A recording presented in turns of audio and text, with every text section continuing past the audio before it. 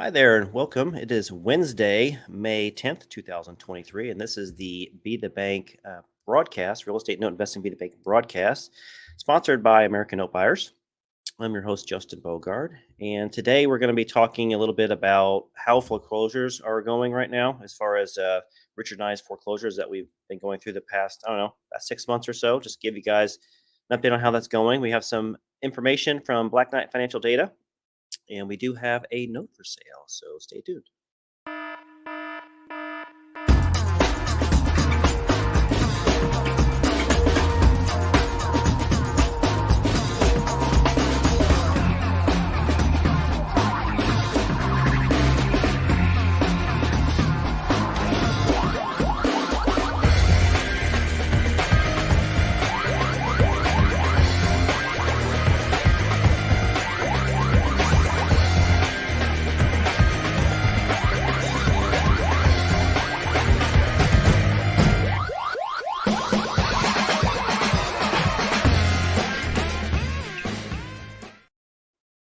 Mr. Dude, what's happening? Hey, I'm trying to get LinkedIn to work magic. I had that same thing popped up. For those of you listening right now, watching us, we talked about LinkedIn because we were going to have him sign into his account and stuff, and he said, "Wait a minute, it says the basically like the homepage isn't available right now." I was like, "That's weird." So then, right before this aired, I went and did the same thing, and the same screen popped up on mine. I was like, "Huh, that's weird." How was LinkedIn kind of down? But eventually, it kind of refreshed and went back to what it's supposed to be. It still doesn't like me. It'll let me do search for jobs. I think you're just allergic to technology. I think so. I'm a technological tard. I'm a Speaking, TT. I'm a technological tard. Yeah, exactly. Speaking of technology, Yes. we recorded a podcast earlier today that will air next Wednesday, and we kind of focused our conversation on AI. So we won't talk about that today, but just to tease you guys, if you subscribe to the Be the Bank podcast, you can hear our episode number 10 when it comes out next week. It can be life-changing. It can be. It can be. You should try it. Be. Yeah. So how are you? I noticed you're still got a long sleeve on there in the house, so it must not be too warm. It's warmed up a little bit, but Northern California is just not warm these days. Typical spring thing. It got up last week, I think, one day to 70, and then it said, "Oh no, we're going to go back down to 55." So I'm pretty lucky. We had some rain this past weekend, and the last couple of days have been mid 70s, light wind, so it's been really nice. Can't complain here in good old Indiana. I think I'm in the wrong spot. You are. And daylight keeps lasting longer and longer. I look out the window and I'm thinking, like, it's 8:45, and there's still light out. It's just so weird. So when is the solstice? I don't know. June 21st. That's the longest day of the year, right? The longest day of the year. And the equinox, first day of summer. That's right, is in December 21st.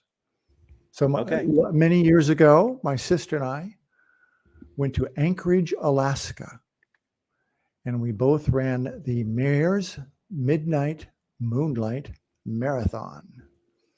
And you run it on the longest day of the year, which is the 21st. You run 21 miles around Anchorage, Alaska, and you get to see moose and beaver and all sorts of fun things like that outside of town.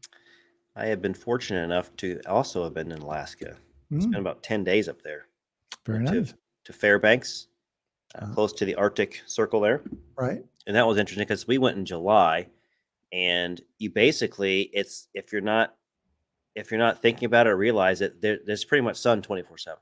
Yes. Because you're so close to the Arctic Circle that you just look up. It's 11 p.m. at night and the sun is still out. It's just, I still can't get over it today. I did this, I don't know, maybe 10 years ago or so. But it's, it's just crazy to think about it. I know. I had sort of the same experience in Norway. I can't remember how we started a pickup game in baseball, but we had street baseball with some Norwegian kids. Nice. They didn't know how to play baseball, so we were teaching them how to play baseball. And I'm just exhausted.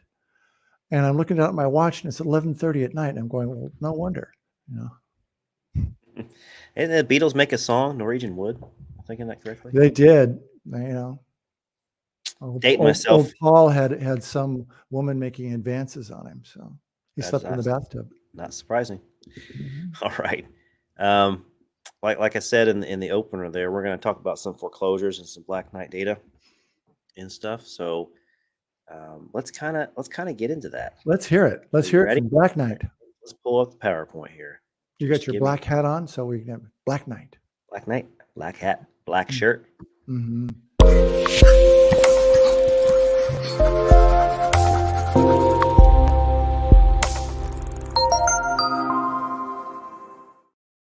For those of you that are watching us right now or listening to us, we would like you to chime in. There is a comment section in whatever medium you are watching this stream on. Chime in, let us know where you're at. If you have any questions throughout the broadcast, please do not hesitate to ask questions. We will definitely have time to answer them and probably answer them live during the presentation as well.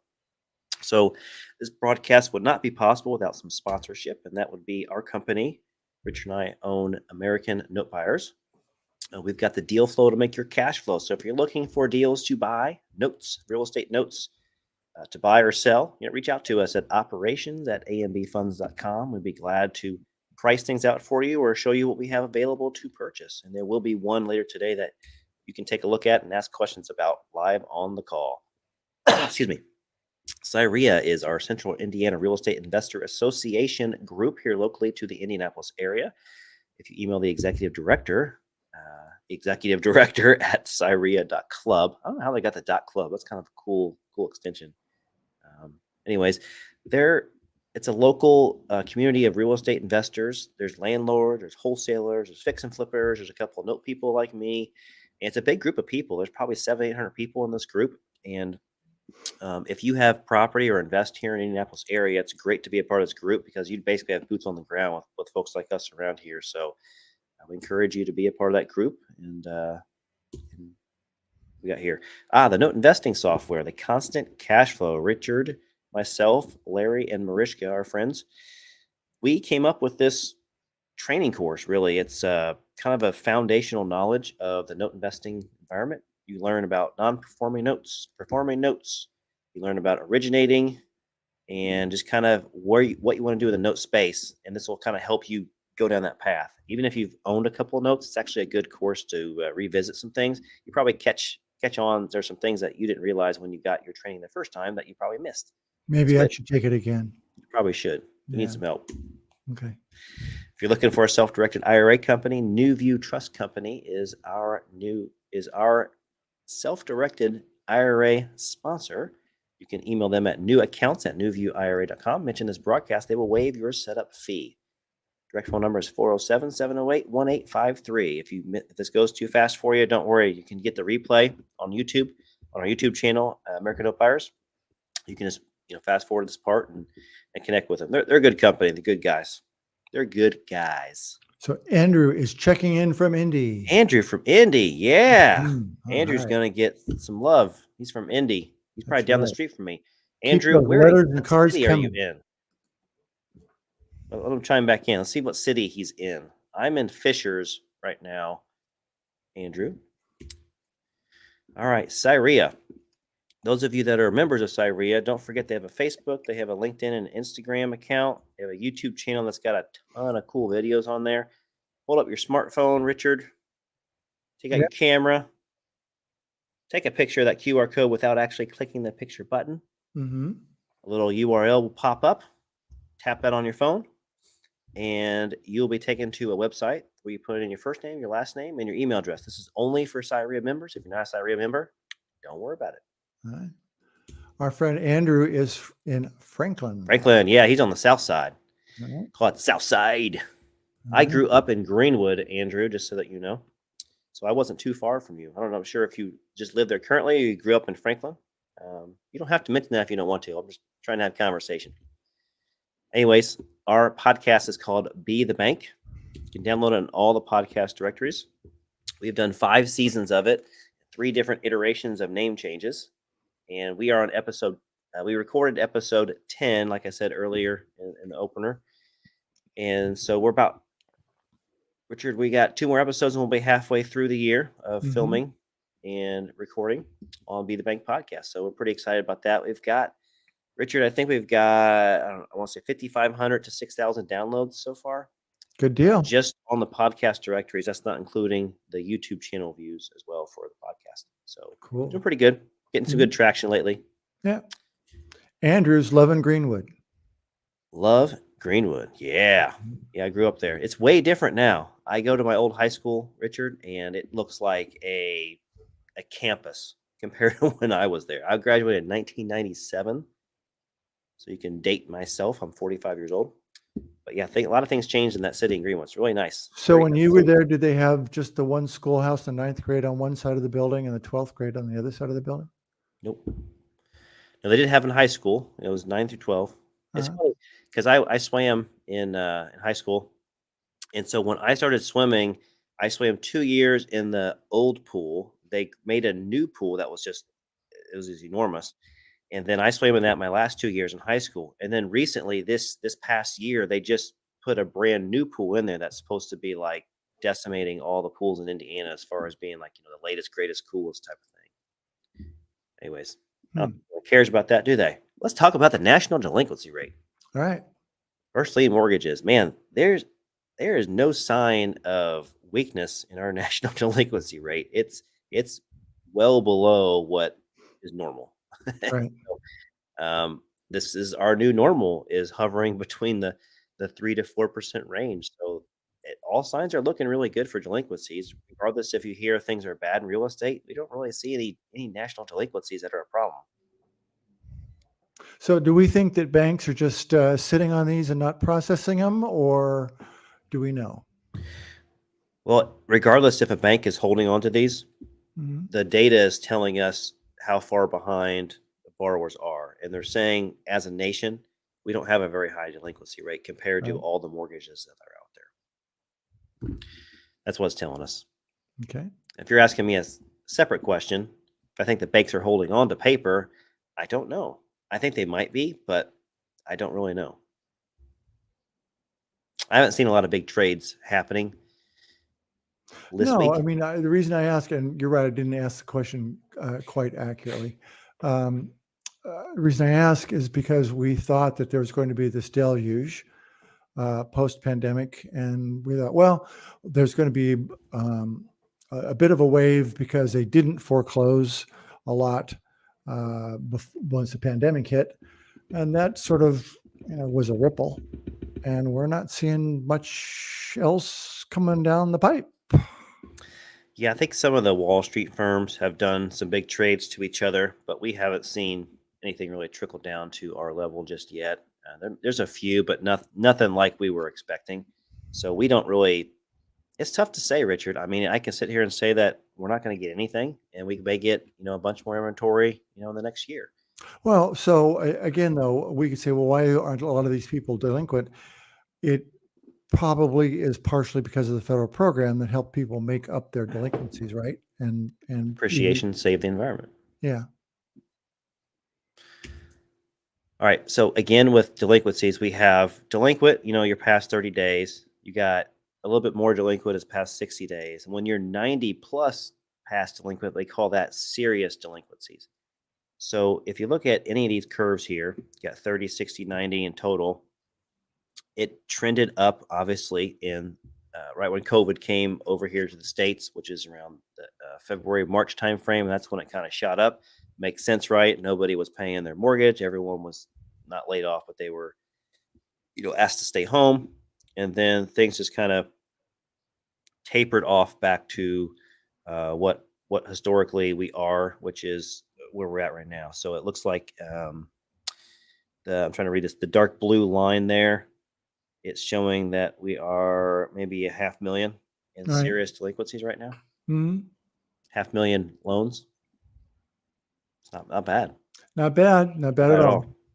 Not really bad. I don't know what the percentage is on that. I probably had that in the report, and I forgot to mention that. My bad. So what else is interesting with Black Knight Financial Data is they have a separate report now for just originations. And this is showing us what I thought was just neat to show, which we all probably assumed anyways, that because the interest rates kept rising, is that the refis are way down and the purchases would be the bulk of the market, which is obviously the case. Um, it's hard to imagine someone's going to refi at a higher rate, but sometimes you just got to do what you got to do. You don't really have a choice in the matter. Right.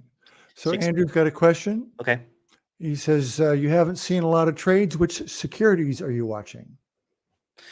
Well, I'm not really watching anything in particular, Andrew. That's a really good question. What I do is I just kind of keep my ears open to some of the other hedge fund managers that we know, and they'll kind of drop little nuggets. And if they hear something big going on, they'll kind of mention it to some people, or they might shout it out on a social media post or maybe one of their newsletters.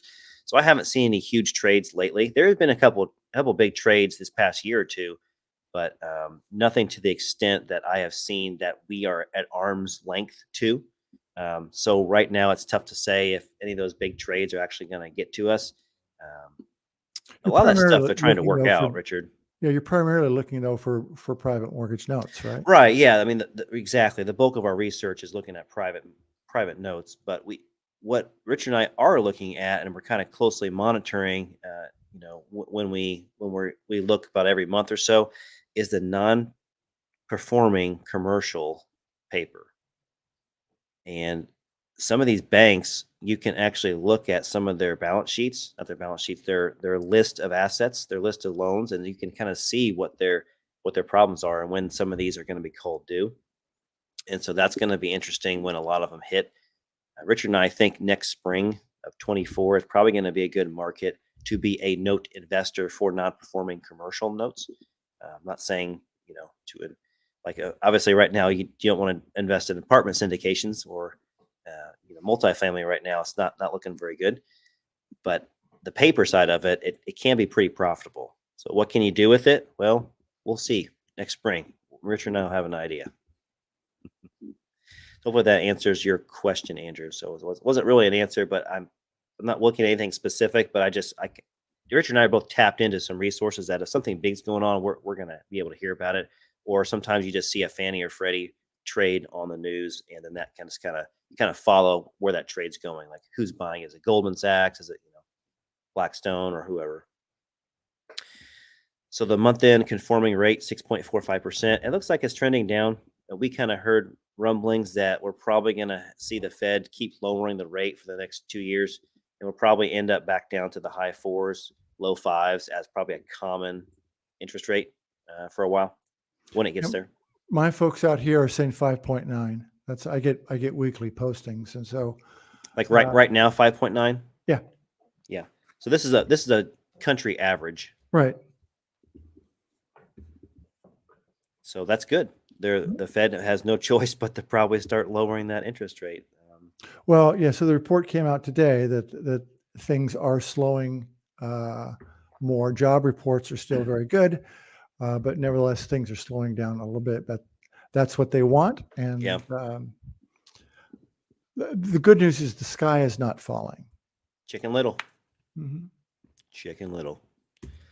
The last slide I have for the Black Knight Financial Report, Richard, is just looking at the credit scores of some of these things. So the blue line's cash out refi, the yellow line is new purchase, and the black line is rate term refi, which I think is just, oops, I have knocked out my headphones there with the sleight of my hand. 691 for cash out refi is the average credit score. What I think is most important to look at is the new purchase credit score, Richard. So 733 credit score, that's a pretty hefty credit score relative to what we had been seeing. I don't know, Richard, what you recall, but I want to say 680 wasn't too long ago where that was a normal credit score, a new purchase credit score. No, but like Fannie and Freddie have been tightening, and my understanding is the Fannie average credit score right now is 720. But what I think is really interesting in this chart, you're actually showing an uptick in cash out refis with credit score in the 690. Well, that exactly explains what's going on in my portfolio. Yeah. Even though rates are going up somewhat, you've got a lot of equity in a lot of deals. And so people are refining. And I've said on this show before, I think I've had 4 or 5 rollovers, and I'd see them go because a lot of them I did partials on, and so I'm losing my back end. But Yeah. no, it's very, very different than 2008 when nobody could get out. Yeah. It's going to be harder for new buyers to get loans, especially when the credit's good, but it's not very good. So I believe the 720 and higher credit score is a good credit score, but it's not a very good. I think a 780 is a very good credit score. So it looks like it's trending to be, if you don't have a very large down payment and you don't have a very good credit score to a high end of good credit score, you're going to struggle to get bank financing. There's going to be a lot of people that need help, and this is why we've been pushing on seller financing being a really a lifeline for a lot of folks to buy homes. So if you're a real estate investor and you still like to buy property, but you want to try this paper stuff, seller financing is it's just going to be it's going to be there for you. I think so. So being a seller financier, both of us are. Mm-hmm.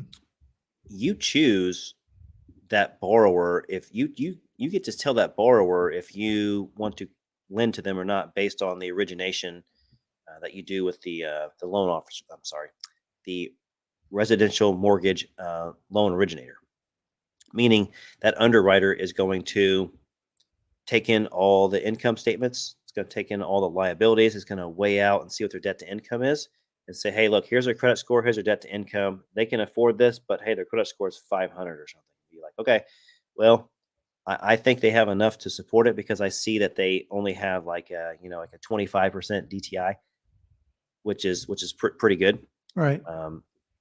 So be like, yeah, I'll take a flyer on it. Or they have a 48% DTI and they have a 500 credit score. I'm probably not going to take a flyer on it because it looks like they don't really have enough room to make a mistake, and they looks like they're going to be more likely to make a mistake. So you get to make those decisions. Big banks, it's got to fit in the box. You got to have the credit score and you got to have the down. Everything's got to fit right there, or else it's no bueno. I agree. Okay.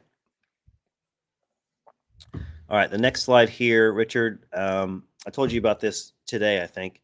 So this is Wednesday. Yeah, Tuesday. Yesterday, our friend Jamie Bateman, he has a pretty cool podcast. It's called From Adversity to Abundance. And so he interviewed me a couple weeks ago, and this episode aired yesterday.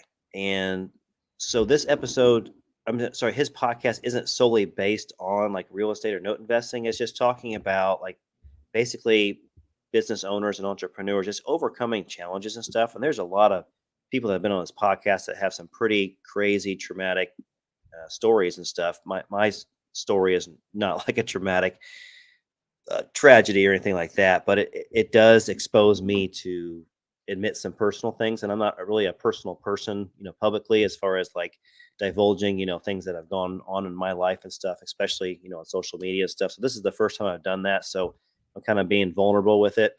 And anyways, I thought it was a pretty good podcast. It told a neat little story about my life and where I came from as far as, the stuff that I had to overcome. And I think you should take a listen to it. If you go download this podcast, From Adversity to Abundance, I actually got the, my mouse isn't working, Richard. I have the link to it. Let me pull that up for us here. So I'll share the link with everybody on the call right now. So while you're doing that, if you're the least little bit concerned about this, Justin, real men are vulnerable. That's the word on the street these days. So real men are vulnerable. Remember what was it? I can't remember what was the real men. Real men do this. Real men do that. I can't remember what all those things were, but that's funny. Yeah. So this was my personal story. Hopefully, it's inspiring to somebody. But a lot of entrepreneurs and business people go through very similar stuff, and if you don't fall down, you can't get back up. So that's kind of my little thing on that. Hope you enjoy it and watch it. Next thing we got, Richard, is we're going to talk about foreclosures. Oh my gosh. Since COVID, I've had a few loans that have kind of not responded well. Not a Mhm. lot, just a couple. Um, and so I've been through, I don't know, at least about 4 foreclosures in the past, I want to say 2 year and a half to 2 years, Mm. which isn't that much, but it's interesting how they worked out. So just so you guys know, when you go through foreclosure and you actually go to, in Indiana, we call it a sheriff's sale. In other states, they call it something else, but basically it's the courthouse steps and it goes to sale. So we are a judicial state in Indiana. So we go through the judicial process and the sheriff, auctions off the house. And so it either turns into an REO because nobody bids high enough on it to win the property. And so it goes back to the bank. So us as the lender, it turns into an REO, or someone buys it to sale. It's that simple. It either sells or it doesn't. Right. And then if it doesn't sell, Richard, the worst 2 words that you want to hear is redemption period, Mhm. because then you have to wait even longer. And how long Um, is that? well, it depends what state. So in Indiana, there is no redemption period after the sale is done. It's done. And if somebody's still living in there, you just go through eviction and you go through the eviction process to get them out, which could take a couple months. Other states, it can take 180 days for redemption period. So, for example, in Michigan, it's a very quick foreclosure state, but if the people are still living in the house or somebody is squatting in the house, um, you don't have a right to go in there and take it back yet. You may have the deed in your hand, but you don't have the right to go in there. You have to wait for the redemption period to be over with. If you can So wait a minute. prove So that so does it have to be the previous owner that was squatting or just anybody that's squatting? anybody, Hmm. and it's a messed up system, right? Because it's Yeah. happened to me. And this is how I know, right? Mhm. So if you can prove that no one's in there and they vacated the premises, their stuff's gone or their stuff's there, but it's obvious they don't live there anymore, then you can go through and you can uh, take over the house and board it up where you can clean it out, lock, secure it, all that stuff. But if they are there, which I've had a couple people do this, you got to wait out the redemption period. Excuse me. I happen to have two in Michigan that did this, and both of them stayed in the property. So I have So to wait 180 days after the sale to be able to evict them out. so were you the person who was telling me about how the state was being so wishy-washy and didn't do anything, and the guy who was the note holder took, shall we say, drastic measures to get the tenant out? Yeah, that was me. I did it that way. Yeah. So Oh, this a couple years ago, I did that. Yeah. well, no, this guy, the one I'm speaking of, the note holder couldn't get his lawyer to do anything, couldn't get the county to do anything. Everybody was wishy-washy. So he said, okay.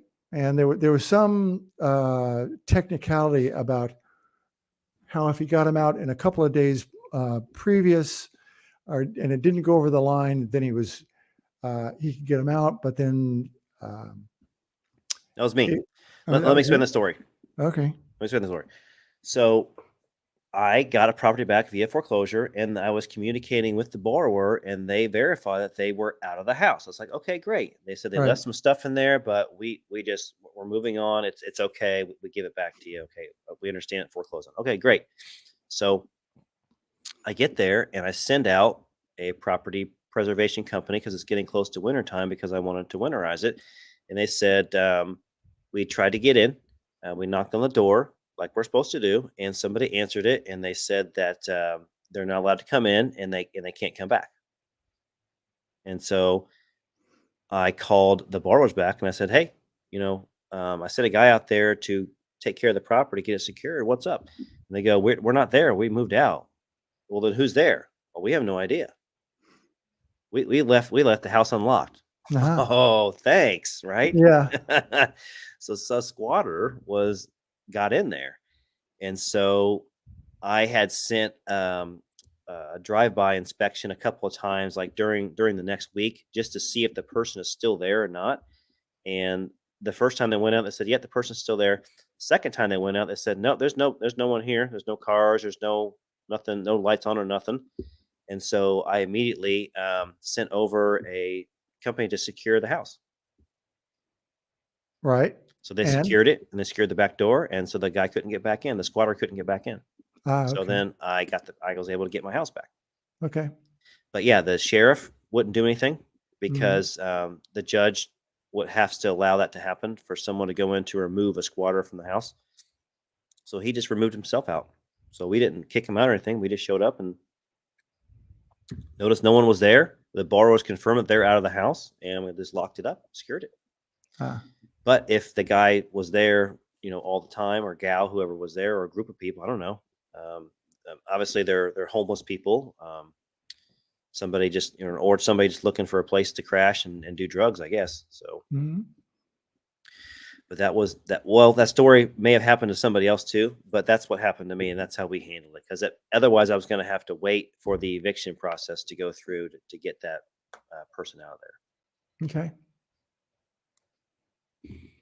So that's how long it can take even after foreclosure. But luckily, Indiana Yeah. is the opposite. It usually takes about 8 to 10 months to go through foreclosure, and then there's no redemption period. So Yeah. So I was just thinking as you're talking, I've had 4 foreclosures. First one, the borrower called me up and he said, "Hey, I'm sorry, Mr. Thornton." they actually called you Mr. Thornton. He did. He actually called me Mr. Thornton. I said, "That's my dad." No. Uh, he said, "We can't afford it anymore. Keys are under the mat. See ya." And it was broom swept clean. That's awesome. Property. I put a sign out in front. Property manager came along and said, "I'll buy it. Just know that it's going to be a rental." And I said, "Okay, fine." And basically, I just kind of kept on plugging and chugging. The next one, I had a same situation, but he had pretty much trashed the house, so I had to clean it out. I made money on the sale, but nevertheless, it still took me probably 4 months to do. The last 2 were not pretty. I'm still in one. Both of those were usurious situations where they were just playing the game. One guy played COVID and just stayed in as long as he could through the pandemic, and I couldn't get him out. And once those restrictions came off, he was out, and I was able to get him out. But I've got one gal in St. Louis, and I might caution all of you out there about having houses in St. Louis. They can be a bear to work with there in terms of the city, regardless of whether you're on the Missouri or the Kansas side. Apparently this woman has declared bankruptcy 9 times. That's what I'm told. And she's still not out of the house. So that's not a pleasant scenario. And so it can't, even though St. Louis is supposed to be easy to get people out of, as you just said, it's not. It's a fast foreclosure state. It should be a 60-day foreclosure state. We're going on 2 years right now. So yeah. But somebody can always fight the system. They can file bankruptcy. They can do special things in certain states, to the judge, and they say, "Hey, I know I blah blah blah," and they can extend it further. So, I guess what we're trying to say is that foreclosures and non-performing loans, you can't expect to get your capital back that quickly. You gotta be in it for the long haul. And most of the time it can pay out really well for you, but sometimes, it's a big thorn in your side. And if you're not willing to stick it out and ride it out with it, it's probably not going to be the best choice of spending money. Right. So this lady's situation, she knows all the right things to do, because the day before the redemption period is up, she makes a couple payments. So then that puts her on a new clock, Yep. and then we can't process it. And there's all sorts of things that my lawyer knows about that I don't. Yeah, they can spend a lot of time and energy cheating the system instead of just paying their mortgage payment, right? Yes. We have let's see. There was one of our foreclosures that we had together, and the gentleman was communicative at first, and then he kind of went dark for about 6 months or so. So we were going through foreclosure and stuff, and then and this was after probably 40 to 50 attempts and phone calls and text messages and emails to the guy with no answer, no response, no answer, no response, all those times. Then the day before the sale, finally he calls in and asks for the payoff. Right. So we give him the payoff. And then he does, nothing happens. So he actually goes to the foreclosure sale, sits in the audience, and then finds out what the Bid is. house. Yeah, thank you. The bid is, and they found out that the property went back as REO, and so he calls the next day and says, and was complaining and says, "Hey, I know that the sale didn't go through and went back to the bank, blah blah blah." And we're just thinking like, we've been messaging you for a year, just what feels like a year, about how you're behind delinquent and when you're going to make payments, but yet you had the time and energy to go to the sale to find out if the house has been sold or not. So it's just funny how some of these borrowers think. And but this is the same person that also gets to squat in the house for another 6 months for free. Right. So in his situation, though, he was trying to play the game, right? He wanted to buy it for less than his mortgage amount and Yeah, basically save basically, which himself. is fine with us. It's just, show us the cash or check. We're happy to turn it over. But it's Right. just like, if they just communicate, I don't think they understand. If they just communicate with us, they can find out there's a solution that, could make them happy. So Right. anyways, there's nothing that we can do about it. We have to sit back and wait until the redemption period's up or until we know that they move out. So all we can do is check on the property every month or so to see if they're still there. Excuse me. That cold is still hanging on. You still have not gotten rid of it. I think it's when I talk a lot, Mm. the cough comes back. So apologize for that. Excuse me. Ooh. Okay. If you have any questions, don't hesitate to Keep them coming. keep them coming. We're glad to answer them. So let's talk about a deal for. Oh man, where's my mouse? Deal for sale. So this happens to be one of the foreclosures that I talked about, Richard. Okay. So That's a the cute one little house. one I talked about earlier, where the person was squatting in there, and I Mhm. had to time it just right so I can get in there. That's his house. This was a couple years ago. So I resold on the seller financing to a young lady. Well, I don't know how young she is, but I think she's younger than me. And she had a good down payment. I think it was around $10,000, and Mhm. sold the house for, I think, 49,000. I want to say. And so she made the down payment. We sold it to her. Got the title policy, the loan policy, everything's legit. It's clean title because we got it back as REO. She is a sweat equity owner, so she wanted to go in there. She wanted to make changes to it. She redid the plumbing, redid the electrical, drywall, appliances, stuff like that. So she kind of redid the whole inside, and that's who we sold it to. Was just a kind of a worker, I'm going to say a carpenter. Thank you. I'm Mhm. trying to think of the word carpenter. Yeah. Mhm. So yeah, they ran into a problem on the very first payment, and that's the only problem they really had, because they said, "Hey, the pipe busted, and the uh, whatever water pipes they had to fix, it cost several $100." And so they couldn't make the first mortgage payment, and they asked what we could do. I said, just put on the back end of the note. Right. So if you buy this note, you got an extra payment come on the back end. Ah, Yay, bonus. good. So they've been pretty good ever since. They haven't been exactly on time every month, but they've been Mhm. pretty consistent, and they've been making their payments, and really haven't had any issues with them at all. So it's a pretty good little note. It says 4 bed, 1 bath, but I'm wondering if that's a mistake. It seems like that house is too small to be a 4 bed, but perhaps it's really a 3 bed. I really don't know why it says 4 bed on there. Really small But bedrooms. they got the equity in this. So anyways, the balance is 36,300. The rate is 8% mortgage rate. Like I said, I did this probably 2 years ago, and the payment's only 362. It's pretty light payment, but it's a pretty small UPB, and it's only got 167 payments left. So it wasn't a 30-year note. I think we wrote it for 15 years. So got a good AM on it. Nice piece of collateral. Got a borrower that's rehabbing the property, so it's probably worth a lot more than 50 now. Anyways, this is for sale, and so we're going to offer it for 30,500. So pretty good price for this. It's in Battle Creek, Michigan, and you kind of know the story on it. Let me know. Yeah. Let me know what you think. So overall, I really like houses in Michigan and Wisconsin. I just think you got for the most part, you got nice, clean little places. I've got I can't remember exactly how many notes, but I got a handful of notes up there, and they're all performing pretty well. And people Yeah. seem to, by and large, take care of their properties pretty nicely.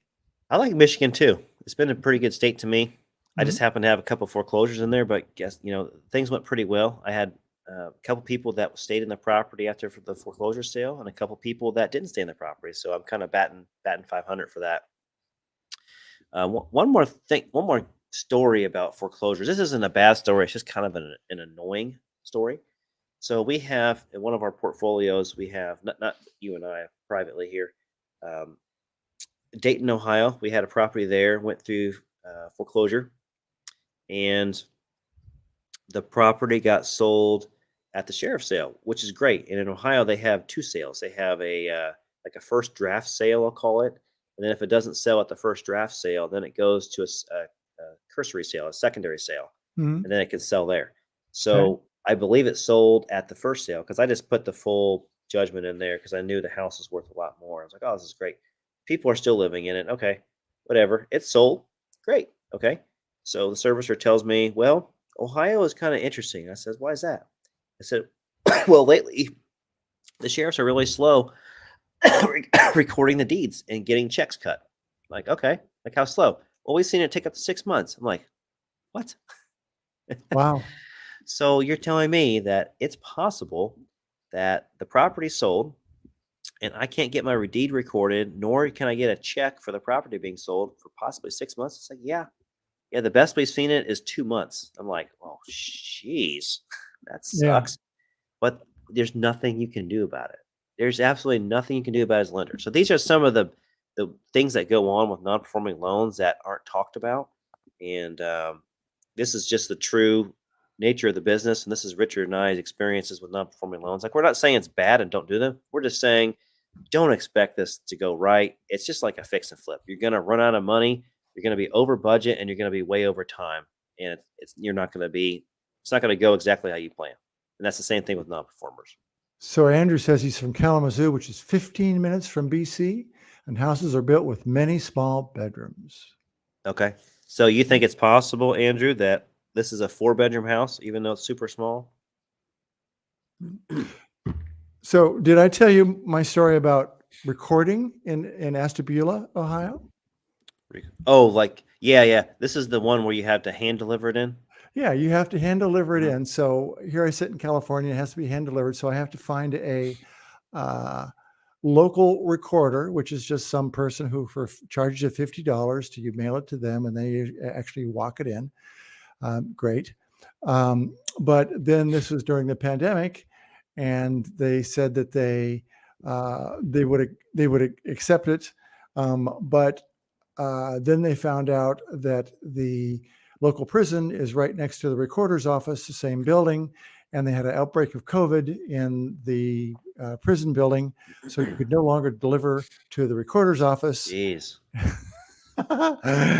And they eventually did the deal where you slip it under the door and you walk away 20 feet and somebody else picks it up on the other side. I mean, this is secret stuff. Yeah, it's like a drug bust or something. That's right.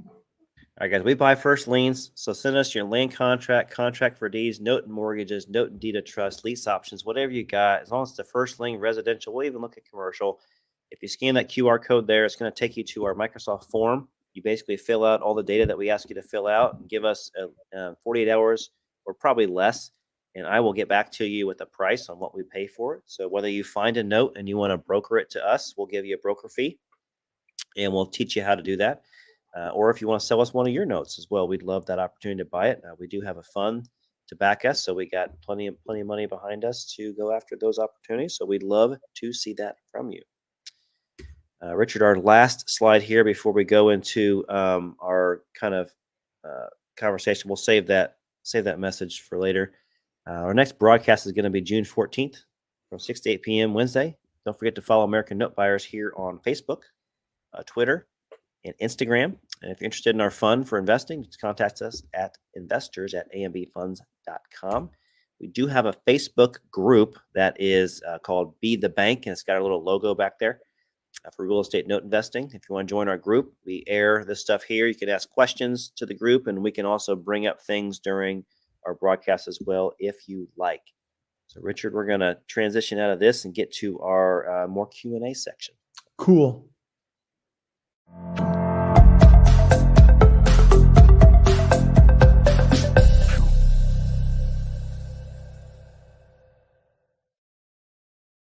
All right, Richard, let's bring up a few questions here. Okay, well, Andrew doesn't have a question. He said there's a delay. Oh, yeah, it is possible. It looks like he's on YouTube as well. So, yeah, no worries. If you have another question, Andrew, or you want to respond to something we said earlier, you feel free to go ahead and type that back in. That's all good. We totally get it. So where's our friend Michael today? We usually get I'm not lots of sure. questions from I did Michael. text Michael earlier today. He was looking at one of our deals that we had on the show actually last month, and so he's still learning, and he's still trying to figure out what his buy box is really, Mhm. which is smart.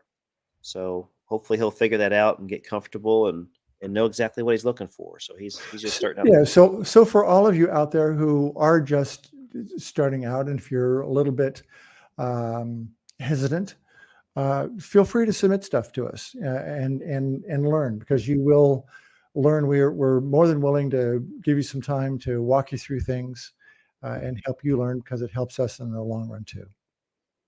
Exactly. Okay, so what did you think about the little deal up in Battle Creek, Michigan? Well, I particularly like it. I had to kind of smile to myself. I was walking the dog last night and noticed a house in my neighborhood that is a little bit cuter. It's got a nicer paint job on it. It's got a few more plants around the sides and things like that. It's probably got 2 bedrooms, Yeah. but it's selling for $850,000. Is that it? That's a Yeah. steal. Yeah. In East Petaluma. Are you West Petaluma? Yes, we're West Petaluma. Yes. Petaluma. So most of the houses are built in the 1860s and 1920s. Nice. All right, Mr. Andrew, Mr. Taylor, we do recommend some stuff. So our constant cash flow course, if you look in the show notes or the description of this broadcast, there's a link in there that can get you to the constant cash flow course that we did. It's basically 25 plus videos that are in between 5 to 9 minutes long, and they're chopped up into specific sections. So if you're not interested in something, you can obviously look at a different video. We do some case studies in there to help you as well. I think that would be a great start, because then we don't have to sit on a phone call with you to kind of walk over stuff. That can help you in the right direction. I want to say the course is anywhere from $300 to $500 for the course. I'm not sure what the current price is right now. I think it's $397 right now. Okay. Which actually, given the fact that you got 25 different courses and it takes you from A to Z in performing notes, Well, all talks notes. to you about underwriting and things like that. Yeah. Yeah, I think that would be a great place. Obviously, look at all of our video archives here on our YouTube channel for American Note Buyers. We've got our podcast we record on here and archive for the videos, as well as all the broadcasts that we do and any mini series that we do. We have a Note Versus series as well. Take advantage of all that. It's free. Constant cash flow is obviously more in depth and more serious training. That's good. And then above and beyond that, just connect with us outside of this. You can reach out to us at investors@ambfunds.com, and we're happy to provide another way you can get more in-depth knowledge. But there's a bigger cost to it, a bigger price tag. So just be aware of that. Not by us, but by who we would send you to, and we don't get a kickback for that for any reason. But we'd obviously want to put you in the right place. So, anyways, just reach out to us. We'll help you. We'll help you out. Outside of GPT, yeah. We were just talking about that today on our podcast. So check it out next week, and you'll hear our thoughts on ChatGPT. So, by the way, I didn't tell you during the previous show. I did put into ChatGPT Today? what is the best way to originate mortgage notes, and then I also said what's a good way to market mortgage notes, and what's a good way to buy it. 3 separate different questions.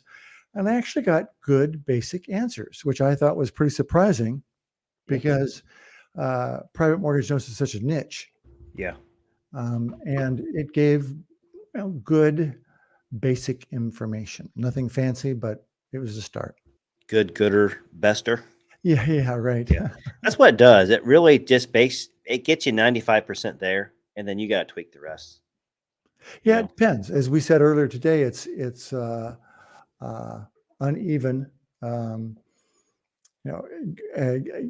Gita, my significant other, is a college professor, as you know, in geology, and not to go into it too much depth, but California is falling into the Pacific Ocean because of the San Andreas Fault and all this, and it's doing something called subducting, which means that whose fault? San Andreas. Who's San Andreas? That's how, right. How are they at fault? That's right. One fault or one plate is going under a next, and she said, ask it about subducting tectonic plates in isolocation or some term like that. And the term or the response I got back was like a whole page long, and she said, "Wow, that sounds like some doctoral student, did that." So it really depends on what you ask it. Gotcha. Yeah, you have to, it's just like a computer. You have to be specific as to what you want so it can output. So garbage in is garbage out, is what they always say in the computer science world. So Richard, I'm surprised you don't struggle with ChatGPT because I put in a lot of garbage. Some of the directions you say, I'm just like, what is this guy talking about? I don't understand. He's using these terms. He's mixing terms together. Like, I don't know what you're saying. Like, I'm too logical for this. Yeah. That's right. All right. This was a good call today. We're going to end it early tonight. And like I said, reach out to us at investors@ambfunds.com. If you have any more questions, we're definitely glad to help you out and point you in the right direction. So, Andrew, hope all the information that we provided today was helpful to you. And until June, we'll see you guys later. But please subscribe to our podcast. Now, will you promise me something, though? I don't know. Depends on what it is. I'll give you my answer tomorrow. Will you promise me to be over your head cold by the time we do the next one of these? I promise. Okay. That was simple. All right. You're welcome, Andrew. All right, everybody. Have a good evening, and we'll see you next time. Okay, bye.